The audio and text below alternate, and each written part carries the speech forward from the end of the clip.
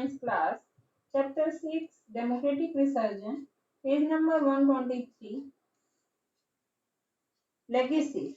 But legacy means जब mid term election जो कांग्रेस जो जनता पार्टी गवर्नमेंट आई 1977 में, वो अपना टर्म कंप्लीट नहीं कर पाई। मोरारजी देसाई जो थे 18 मंथ के लिए प्राइम मिनिस्टर रहे ओनली, और उसके बाद चरण सिंह जो है वो 4 मंथ के लिए, वो कांग्रेस के सपोर्ट से, और 4 मंथ के बाद इंदिरा गांधी जी ने आई टॉपल द जनता गवर्नमेंट जो अपना सपोर्ट है वापस ले लिया। Congress party led by Indira Gandhi nearly repeated it's great victory in 1971। तो अगेन जो इलेक्शन हुए तो फिर से इंदिरा गांधी को नॉर्थ इंडिया में अगेन जो है उनको मेजोरिटी से उनकी government I. But was it only A case of return of Indira Gandhi? तो क्या सिर्फ इतना ही था कि अगेन इंदिरा गांधी की government I? Between the election of 1977 and 1980, the party system had changed dramatically. जैसे पार्टी सिस्टम जो 1977 से पहले था उसमें काफी चेंजेस आए। Since 1969, the Congress party had started shedding its character as an umbrella party which accommodates the leaders and workers of different ideological dispensations and viewpoints।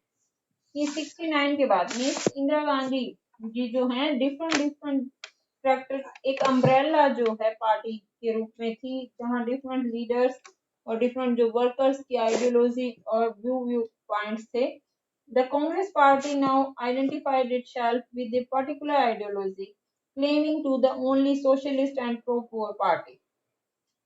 69 से पहले की जो पार्टी थी जहां सभी आइडियोलॉजीज को रिस्पेक्ट दी जाती थी, सबके व्यू पॉइंट्स सुने जाते थे, लेकिन अब जो कांग्रेस थी इंदिरा गांधी के टाइम की जो कांग्रेस थी उसकी अपनी एक पर्टिकुलर आइडियोलॉजी थी और मेनली वो सोशलिस्ट और प्रो पुअर की पार्टीज मानी जाती थी।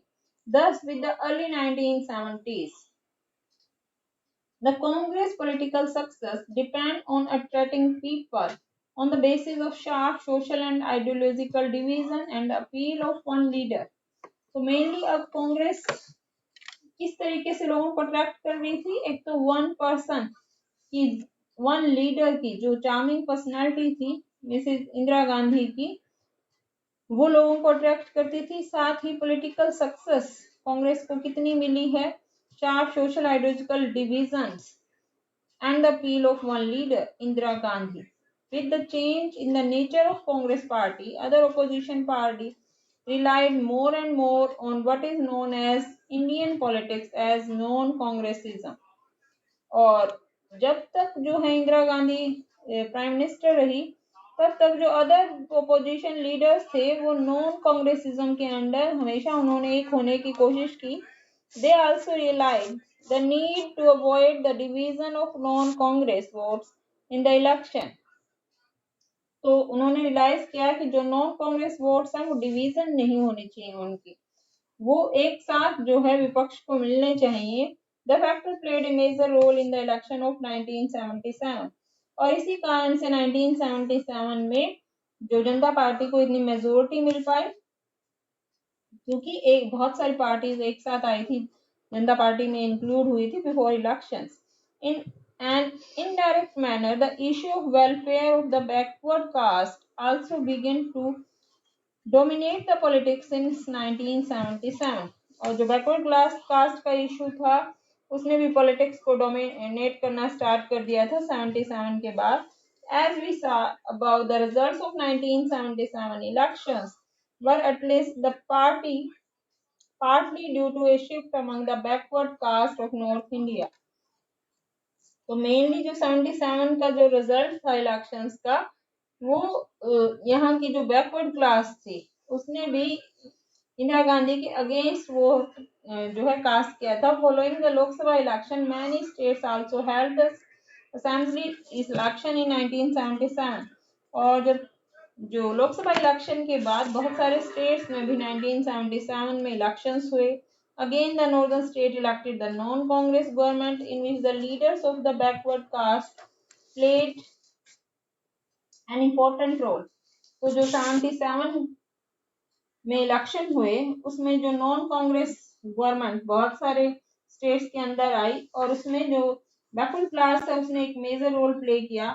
The issue of reservations for other backward classes become very controversial in Bihar, and the following this, the Mandal Commission was appointed by the Janata Party government at the center. तो जनता party ने मंडल commission को जो है appoint किया था to know the problems of backward class की, और साथ ही सेशन देने को भी बोला था कि वो जो डेवलपमेंट में इतनी पीछे हैं, जो बैकवर्ड क्लास जिनको हम कहते हैं, उनको आगे कैसे लाया जा सकता है, उसके रिगार्डिंग भी कुछ व्यूज देने को बोला गया था। The issue of reservation of other backward classes जो है वो काफी कंट्रोवर्शियल इशू हो गया था बिहार में भी और बाकी जगहों पर भी।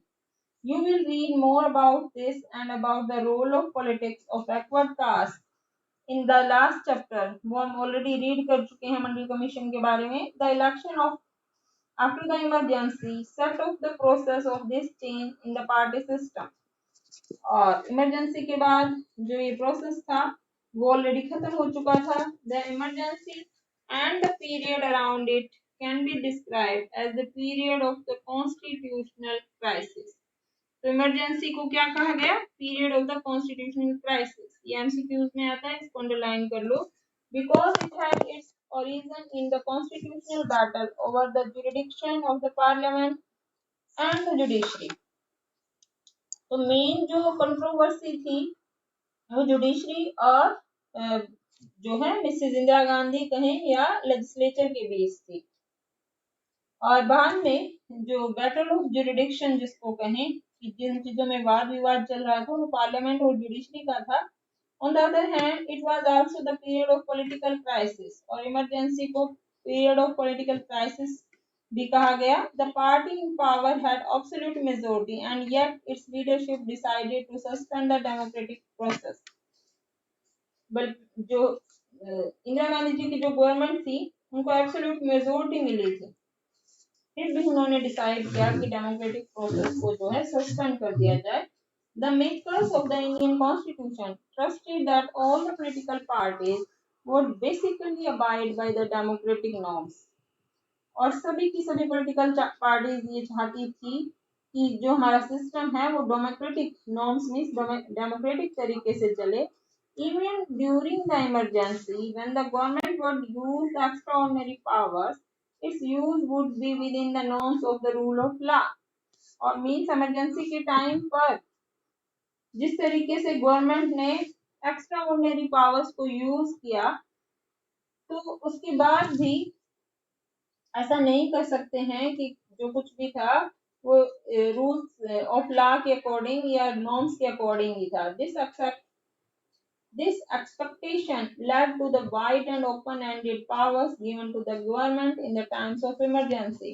और जब इमरजेंसी क्लोज हो गई तो इस चीज का टाइम था कि गवर्नमेंट के पास जो एनॉर्मस पावर आ गई है, open ended powers given to the government, वापस से गवर्नमेंट को जो है